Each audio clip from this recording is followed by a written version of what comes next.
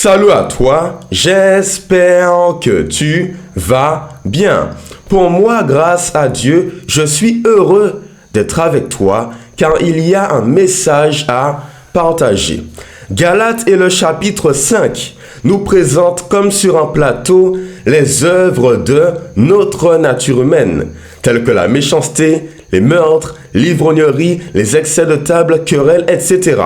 Mais j'entends que ces éléments semblent abstraits. Concrètement, comment croire que sans Dieu, l'homme est voué à l'autodestruction? Il y a un fait dans la Bible qui illustre cette réalité. Dans le livre de Genèse et le chapitre 37 que nous allons étudier aujourd'hui. Et j'aimerais qu'à la fin de cette vidéo, tu comprennes au plus profond de ton être que si tu n'as pas l'Éternel dans ta vie, tu n'es voué uniquement qu'à l'échec. Alors si tu es prêt, seulement si c'est le cas, allons-y sans plus tarder. Un petit contexte pour Genèse et le chapitre 37. Un homme prénommé Jacob, le petit-fils d'Abraham, un père des nations, a eu de nombreux enfants. Et au cours de sa vieillesse, un particulièrement va lui donner un grand attachement. Son nom est Joseph. Israël, autrement parfois prénommé Jacob, va aimer ce dernier fils qu'il a conçu dans sa vieillesse. Alors pour lui prouver son amour, il va agir. Et c'est à partir de là qu'on verra l'action du mal qui commence à grandir. Ok, allons-y dans le verset 3 de Genèse, chapitre 37. Il est dit, Israël aimait Joseph plus que tous ses autres fils, parce qu'il l'avait eu dans sa vieillesse. Et il lui fit un habit de plusieurs couleurs. Ses frères remarquèrent que leur père l'aimait plus qu'eux, tous et se mirent à le détester. Ils étaient incapables de lui parler sans agressivité. N'as-tu pas déjà vu une œuvre de la nature en action? La chair humaine et le péché présent ici? Bien sûr que oui, car regarde, certes Jacob préfère Joseph, mais quelle est la réaction des frères? Ils commencent à laisser la rancune, la haine, la méchanceté rentrer en eux. Et on se rend compte qu'avec le diable, tout est structuré. Ce qui signifie qu'il va t'amener d'un point A à un point B avec une stratégie précise.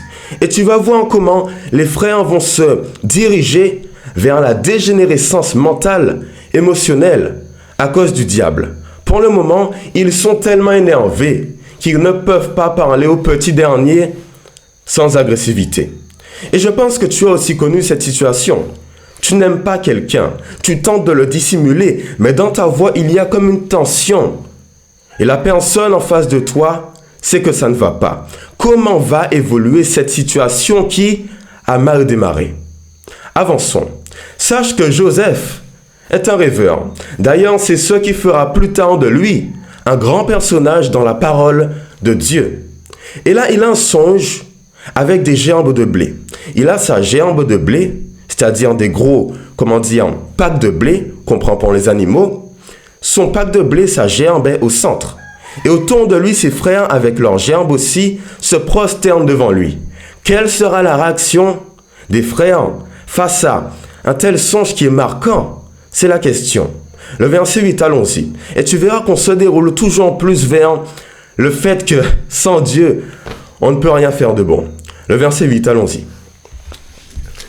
Ses frères, face à ce rêve, lui dirent, « Est-ce que tu vas vraiment régner sur nous? Est-ce que tu vas nous gouverner? » Ils le détestèrent encore plus à cause de ses rêves et de ses paroles.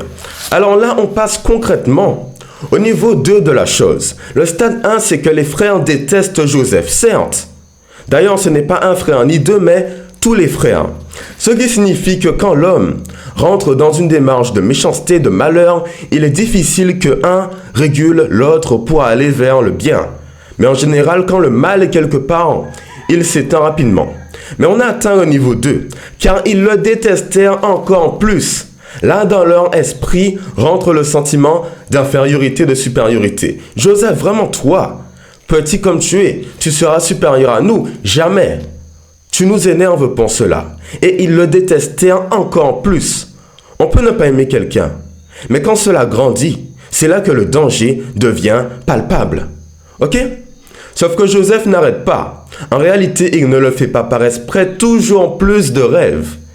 Et le dernier est le suivant. C'est comme si autour de lui s'alignaient les étoiles et la lune. C'est quelque chose d'extravagant et d'incompréhensible pour beaucoup.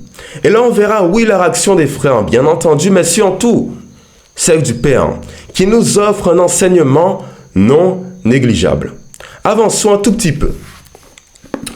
Le verset 10. Son père lui fit des reproches et lui dit, « Que signifie le rêve que tu as fait? Faut-il que nous venions, moi, ta mère, et tes frères, nous prosterner jusqu'à terre devant toi? » Ses frères se montrèrent jaloux de lui.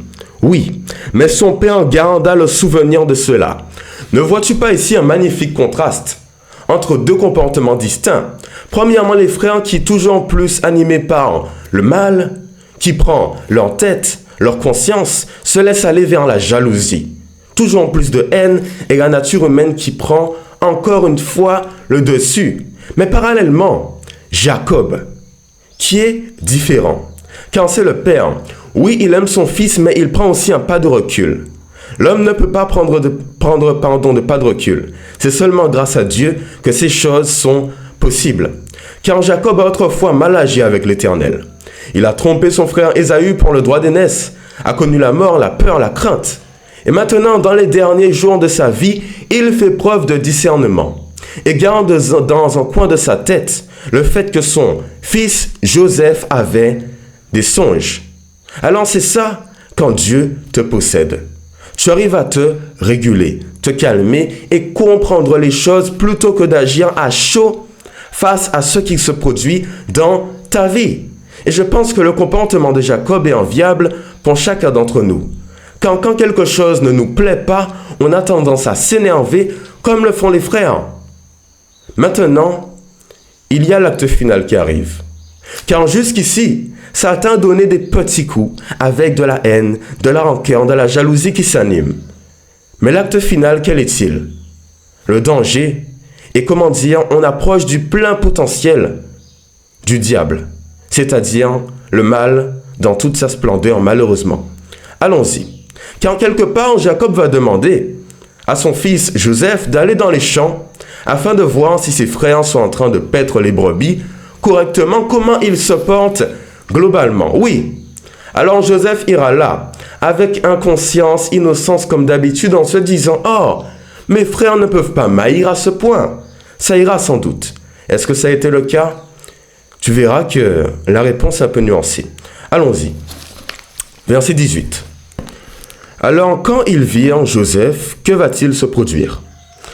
Ils le virent de loin, et avant qu'il ne soit près d'eux, ils complotèrent de le faire mourir. Ils se dirent l'un à l'autre, « Voici le rêveur qui arrive. » Ok? Alors tuons-le. Oui, allons-y maintenant, Tuons-le et jetons-le dans une citerne. Nous dirons qu'une bête féroce l'a dévoré, et nous verrons ce que deviendront ses rêves. Ok, on s'arrête là. Est-ce que ce n'est pas, c'est tragique quelque part? Au tout début, les frères de Joseph étaient énervés contre celui-ci uniquement, mais vraiment uniquement, car il avait une tunique. Mais peu à peu, le mal est rentré en eux jusqu'au point où ils pensent que tuer leur frère est une solution envisageable. Je suis sûr, que si on avait pu interroger l'un des frères au niveau 1, c'est-à-dire pour la tunique, la colère qui est née à partir de cela, à aucun moment il n'aurait pensé que tuer le frère, le tout dernier, aurait été une bonne chose. Maintenant, c'est le cas. Pourquoi? Le mal a placé ses pions, petit à petit dans ta vie. Alors, quand on laisse la haine rentrer, qu'on est dans l'incapacité de demander à Dieu, mais aide-moi, ça ne va pas. Le chaos surviendra tôt ou tard, car le diable ne fait pas les choses à moitié. Quand il t'amène dans le mal, il ne va pas s'arrêter à mi-chemin, mais il ira jusqu'au bout. Et c'est ce qu'on a du mal à comprendre. Les frères ont été dépassés, car Satan a pris totalement leur conscience et l'irrationalité. La folie humaine est rentrée en eux. Alors comment s'en débarrasser? voir Joseph mourir à cause de cela, sachant que tout aurait pu être évité si ils avaient crié au Seigneur. Mais par leur orgueil, leur satisfaction, l'autosatisfaction, jamais ils n'ont laissé l'Éternel rentrer en eux. Et heureusement, qu'est-ce qui est beau avec Dieu? Même dans des situations tragiques, les drames, il est là pour raisonner l'homme. Et on revient encore au fait que sans lui, on se serait déjà tué, détruit, chacun depuis un long moment. Mais il va venir dans l'histoire pour dire stop, calmez-vous un petit peu, on ne va pas tuer Joseph. Et j'aimerais aussi noter qu'au fond, quand on est orienté vers le mal, on peut trouver toutes sortes d'excuses pour y arriver. Car ils complotèrent. Ils pensent à tuer un animal, tremper la tunique de Joseph dans du sang, afin de faire croire à Jacob qu'ils sont censés aimer. Car l'amour disparaît aussi, tu le vois, en présence du diable. Qu'est-ce qu'ils disent? On va comploter pour tuer le petit frère. Heureusement, l'Éternel va arriver. Grâce à un homme, un frère prénommé Ruben. Au verset 21, allons-y, grâce à Dieu. Ok. Le verset 21. Ruben entendit cela et il le délivra de leurs mains. Il dit, n'attendons pas sa vie, on ne touche pas à lui. Il leur dit encore, ne versez pas de sang, jetez-le dans cette citerne qui est dans le désert et ne portez pas la main contre lui. Il avait l'intention de le délivrer de leurs mains pour le faire retourner vers son père. Alors la situation s'est amorcée, car Ruben dit aux frères, arrêtez, on n'ira pas jusque-là. C'est comme si le Saint-Esprit a touché cet homme, qui était aussi initialement orienté vers le mal, pour raisonner ses frères. Une tentative de rédemption, de grâce, est née chez lui. Et ainsi il va vers ses frères avec cette idée pour éviter la mort du frère. Et pour éviter aussi qu'Israël, je le répète, Jacob, Israël, souffre énormément à cause de cette perte. Mais quelle sera la réaction? Car souvent, Dieu est là dans nos vies. Il peut prendre quelqu'un comme moi, une situation pour te dire non, arrête ton comportement, tu n'es pas sur le droit chemin. Mais est-ce qu'on l'écoute pour autant? C'est notre question. Et la réponse est là, dans le verset 26, où on va observer la réaction des frères après ce qu'a dit Ruben. Allons-y, le verset 26. Car souvent Dieu nous parle, mais on n'écoute pas malheureusement. Ok? Verset 26. Judas dit alors à ses frères, que gagnerons-nous à tuer notre frère et à cacher son sang? Venez, vendons-le aux Ismaélites et ne portons pas la main sur lui, car il est notre frère, il est de notre chair. Ses frères l'écoutèrent. Alors oui, quelque part, il se calme, car réfléchis. Au tout début, le mal est apparu, avec la situation liée à la tunique. Il a grandi chez ces hommes, jusqu'à ce que la mort devienne envisageable. Mais maintenant, on descend d'un cran, car l'Éternel transforme toujours le mal en bien. Joseph sera vendu, et à la fin, son futur sera glorieux. Mais en attendant, l'acte reste quand même mauvais. Et c'est dommage. Alors comment ça va évoluer? On arrive à la fin. Regarde bien. Écoute surtout. Oui, c'est important. Alors, au passage, verset 28, au passage des marchands madianites, ils tirèrent et firent remonter Joseph de la citerne.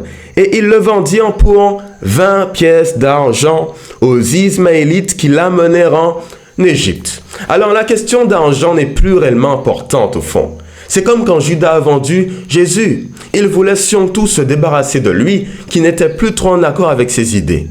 Tu comprends? Mais maintenant, ce qu'on voit, c'est que le mal a quand même triomphé.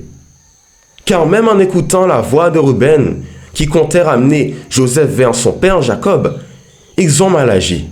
Et toute leur vie, ils vont regretter cela. Car oui, Joseph a été vendu. Mais après, les remords vont les dévorer jusqu'au bout, comme les remords ont dévoré Judas jusqu'au suicide, car il a fini par prendre sa vie. Il pensait avoir trahi Jésus et que tout était terminé.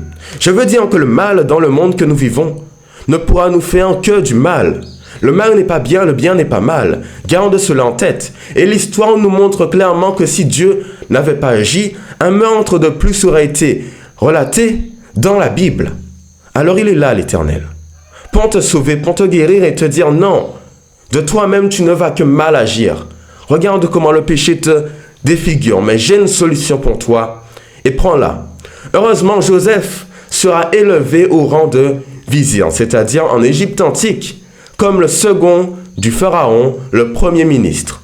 En faisant preuve de sagesse, grâce à ses songes aussi, il sera élevé et va sauver son peuple, Jacob, comme ses frères de la famine. Et là, ils vont réaliser que l'action posée était mauvaise, mais que malgré tout, le Seigneur, notre premier amour, le Créateur, est là pour changer les choses qui initialement étaient perdues d'avance. Alors, quel est le message? Quel est le message? Je reprends. Au fond, c'est simple. On a tous péché, mal agi. Le comportement n'a pas du tout été exemplaire. Mais maintenant, tu as la rédemption devant toi.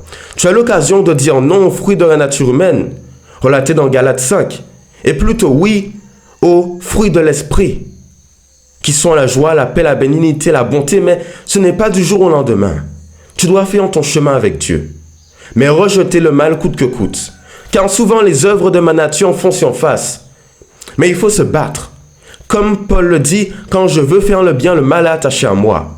Mais quand tu écoutes la voix de l'Éternel comme l'a fait Joseph, Jacob, Ruben aussi, les choses meilleures viennent à tes pieds par la grâce de notre Seigneur Jésus.